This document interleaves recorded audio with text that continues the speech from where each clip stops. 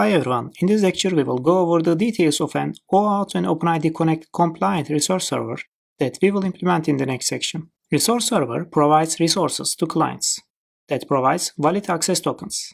In Spring Security, it can be enabled with a single Spring Boot Starter OAuth to resource server dependency and with the Spring Security OAuth to resource server configuration.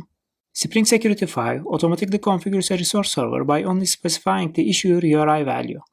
Then it can use this URI to add protocol, OpenID connects certs URI to the end of the issuer URI to obtain the keys to use in signature validation. With OAuth 2 protocol, it is better to use stateless session policy for resource server to force the client to be re-authenticated in each request in a REST API. This way, there will be no cookie created like gsessionID to hold user sessions. By default, Spring uses HTTP session security context repository, which uses HTTP session as a storage. This is enabled in security context persistence filter to store security context between requests. With the help of stateless session strategy, a new bean, null security context repository loaded instead, and no session is created and kept in the context.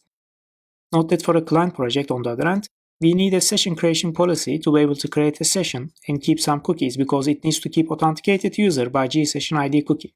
We can also disable CSRF protection as we do not need it without session cookies. We can use custom GWT decoder to add new validators like for nonce or audience.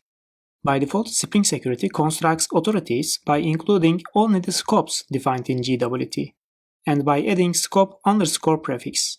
To be able to add rows of a user and customize authorities, we can use custom GWT converter and extract scopes and realm rows defined in the authorization server to convert them into a Spring Security authorities. We can also use local storage like database record to get the user information or permission. We can then use pre-authorized post-authorized annotations to add method level security and check authorization using hasRole, hasAuthority, and hasPermission methods.